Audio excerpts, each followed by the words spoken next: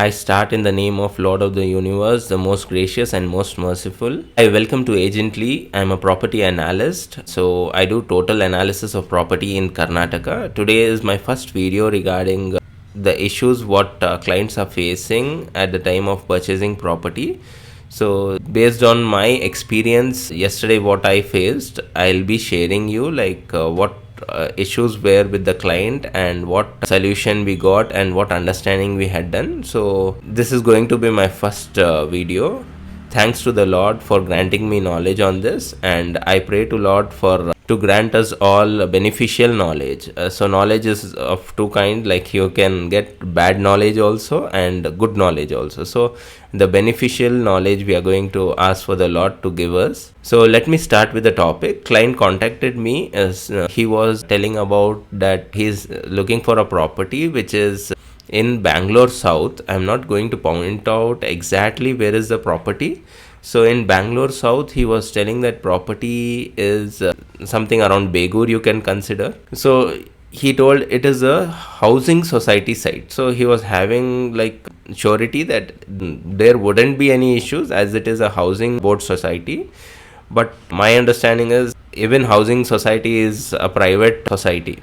So they just do for their beneficent to get their advantage and earnings only they do that. So I told him you share the location. So normally I do analysis based on location and property number. If you know, it will be better, and owner's name in if you get to know, it is more better. So these three things without any documentation we check. So there are three services which I opt as. One is satellite based old data, one is buffer zone check.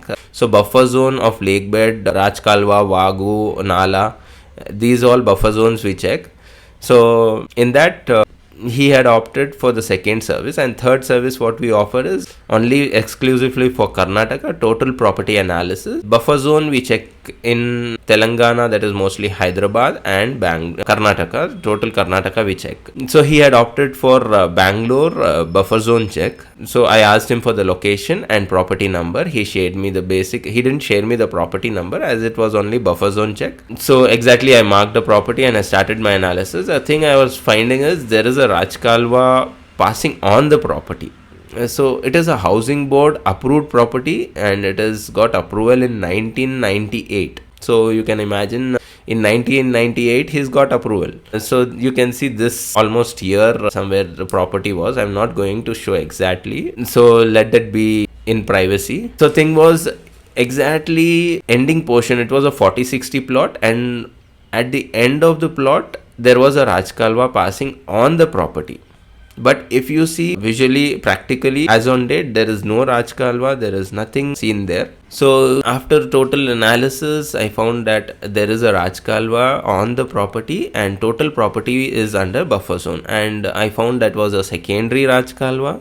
So thing is, we'll have from the center of Rajakaluve 25 meters buffer zone in Karnataka, mainly in Bangalore. This is the buffer zone required for secondary Rajakaluve. So I told him that your property is exactly on Rajakaluve. I sent him the report. I checked the master plans also.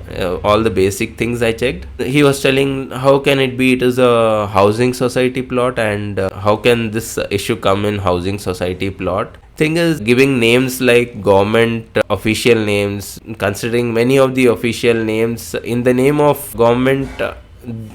Housing society sell plots in the name of government, but it is purely a private firm. So there is a different kind of schemes available for them that I'll be explaining in future how this housing society works. But for basic I can tell you that they will get service, like government will support them in getting land at low cost, because housing society has basic rules from government to provide every homeless person to have home.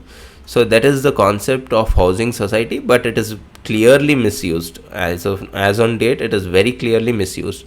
So thing is, let's go back to the property. So he told, okay, it is a housing society. It has been DC converted. I told nothing matters. It is on the Rajakaluve, then that is very clearly government land.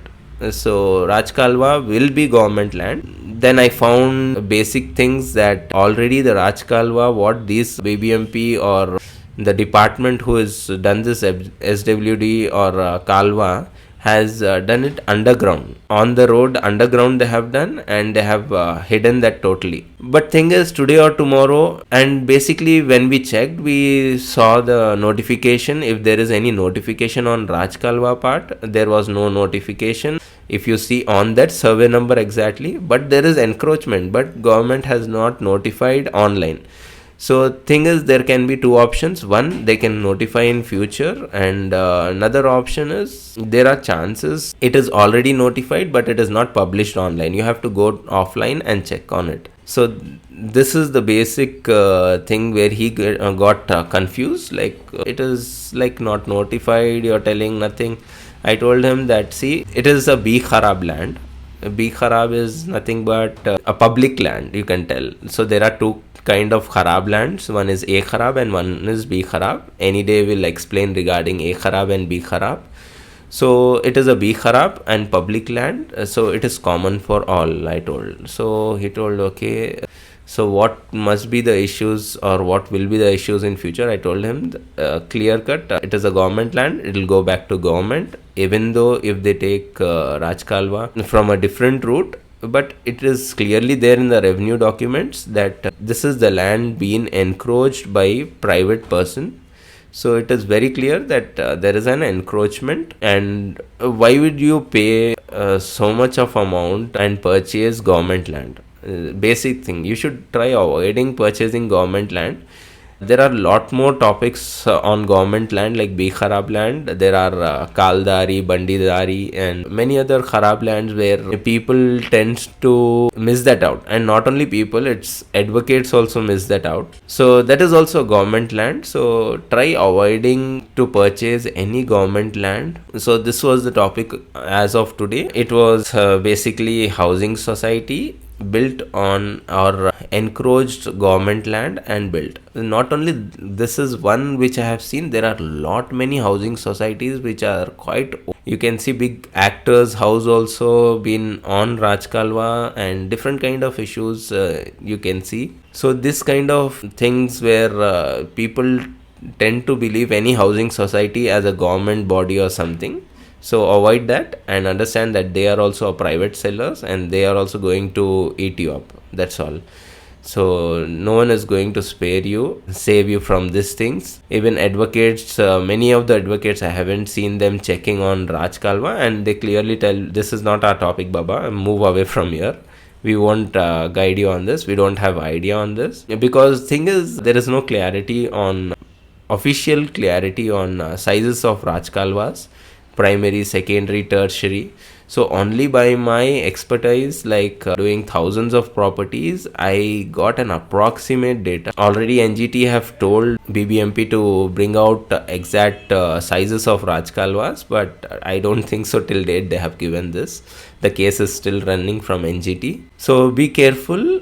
Avoid purchasing on Rajkalvas, even if it is not seen visually and if there is no notification. It is very clear what we learned from yesterday's analysis, that clear cut avoid it, because government land is going to be government and private is going to be private. Today or tomorrow, why would you pay so much of amount and buy a government land?